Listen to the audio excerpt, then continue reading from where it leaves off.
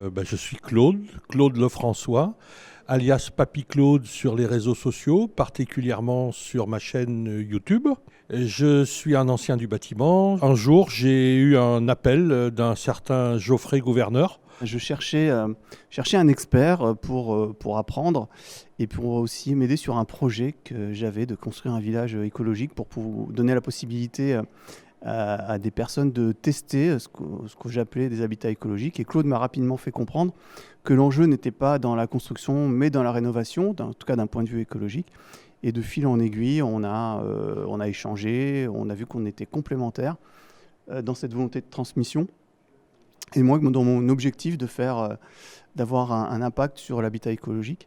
Et c'est de là qu'est né le blog Soigner l'habitat et la formation Habitologue Pro, avec une mission, c'est d'aider les habitants à comprendre le fonctionnement de leur habitat et de prendre les bonnes décisions dans le but d'atteindre leur confort, leurs objectifs et la pérennité de l'habitat. On a doublé le nombre de membres en un an et on a pour objectif encore de le doubler l'année prochaine, dans le but d'avoir toujours le plus de professionnels formés pour aider les habitants à comprendre le fonctionnement de leur habitat et prendre les bonnes décisions.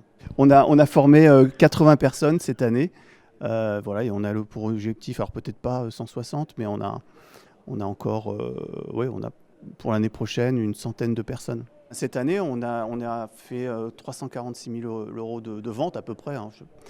Mais disons que ce financement nous sert encore parce qu'on investit beaucoup sur la formation et sur le développement de la connaissance, de la fonction qu'on a créée d'habitologue et d'organiser le mieux possible l'activité des membres que l'on forme.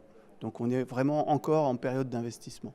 On a formé des habitologues pros venant d'un peu tous horizons. Et aujourd'hui, on a des gens qui sont plus spécialisés déjà dans le bâtiment, qui ont déjà une profession dans le bâtiment souvent, et qui nous demandent de voir comment on pourrait leur proposer quelque chose qui soit plus spécifiquement développé pour eux, parce qu'ils n'ont pas forcément besoin de reprendre tout ce qu'on a déjà développé pour des personnes qui nous arrivent. On a des personnes qui nous sont arrivées en ayant été pharmaciens, en ayant été docteurs en matériaux, etc. Donc qui peut-être n'avaient pas de connaissances dans le bâtiment, alors que là, ceux qui ont déjà des connaissances dans le bâtiment se disent c'est pas forcément la peine qu'on recommence à zéro.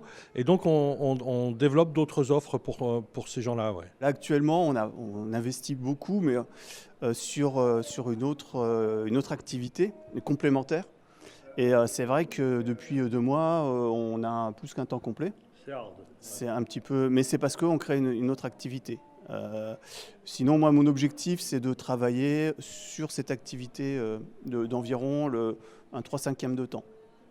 Et le 2/5 qui reste, c'est pour le lancement d'une autre activité. Le blog permet clairement de mieux maîtriser son temps. Et pour moi, c'est un des objectifs que j'ai atteint. Alors, mais ça demande une rigueur. Alors, comme moi, j'ai eu la formation d'Olivier, Claude ne l'a pas eu et c'est parfois un peu plus... Moi, oui, je fais partie de... là, on a eu une personne qui nous a dit qu'elle charbonnait hier. Donc, je suis assez livreur de charbon. Donc, effectivement, je vais au charbon. Mais par contre, même si pour le moment, ça ne m'a pas permis de travailler moins. J'ai toujours travaillé beaucoup, toute ma vie. Mais je le regrette un peu parce que je suis passé à côté de certains trucs. Et aujourd'hui, je travaille autant, mais je sais beaucoup mieux pourquoi, comment, et c'est beaucoup plus efficace. Et ça me permet d'envisager, parce qu'en plus, je suis plus tout jeune.